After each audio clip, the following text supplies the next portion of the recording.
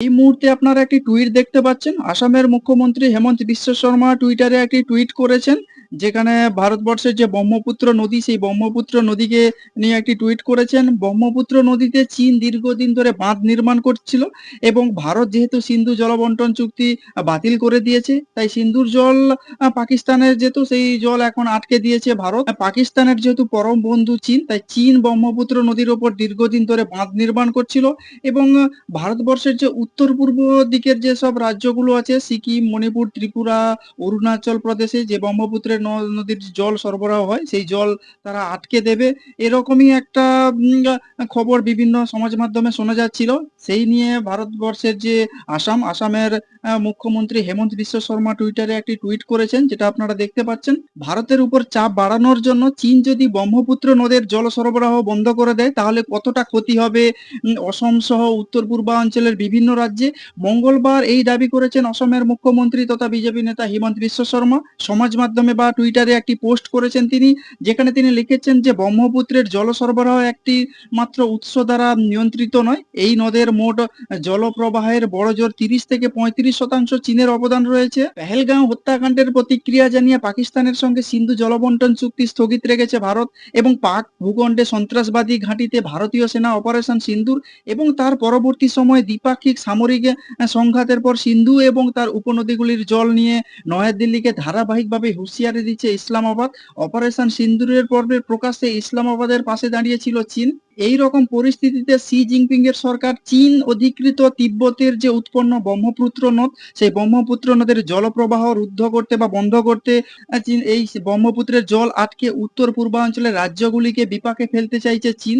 এবং গত ৩১শে মে বেজিং এর centre for China and globalization এর ভাইস প্রেসিডেন্ট ডিরেক্টর ব্রহ্মপুত্রের জলপ্রবাহ কমিয়ে দেওয়ার জন্য তিনি একটি ইঙ্গিত দিয়েছিলেন এবং সেটা নিয়ে অসমের মুখ্যমন্ত্রী হেমন্ত বিশ্ব শর্মা টুইটারে একটি টুইট করেছেন। এই টুইটার পোস্টে তিনি লিখেছেন, ভারতের প্রচন্ড বর্ষায় টুইটম্বুর রাখে ব্রহ্মপুত্র নদীকে। কৃষ্ণায়, দিগারু এবং কুলসির মতো খাসি, গারো এবং জয়ন্তিয়া পাহাড় থেকে নেমে আসা নদীগুলো ব্রহ্মপুত্রের মিশে তাকে পুষ্ট করে। ফলে ব্রহ্মপুত্র নদ এবং সুবনশিরি, লোহিত কামেং, মানস এবং ধানসিঁড়ি, জিয়া ভরালি বা কপিলীর মতো শাখা নদীগুলোতে জলের অভাব হয় না। এরপরে তার মন্তব্য, চীন যদি ব্রহ্মপুত্রের জলপ্রবাহ কমিয়ে দেয় তবে ভারতের লাভ ছাড়া কোনো ক্ষতি নেই।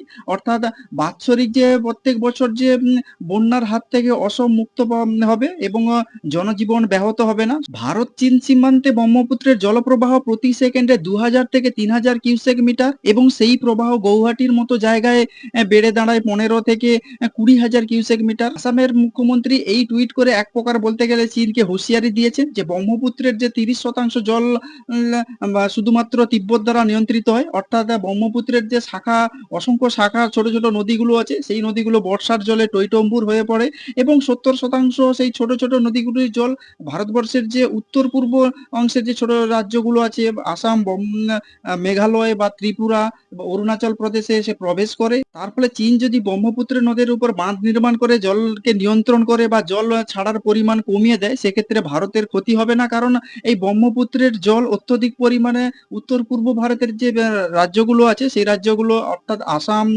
ত্রিপুরা, মণিপুর বা অরুণাচল প্রদেশে প্রবেশ করে বন্যা পরিস্থিতি তৈরি করে। সেক্ষেত্রে চীন যদি এই বাঁধ নির্মাণে জল আটকে দেয়, তাহলে ভারতেরই এক প্রকারে লাভ হবে। ঘুরিয়ে তিনি সেটাই বলতে চেয়েছেন।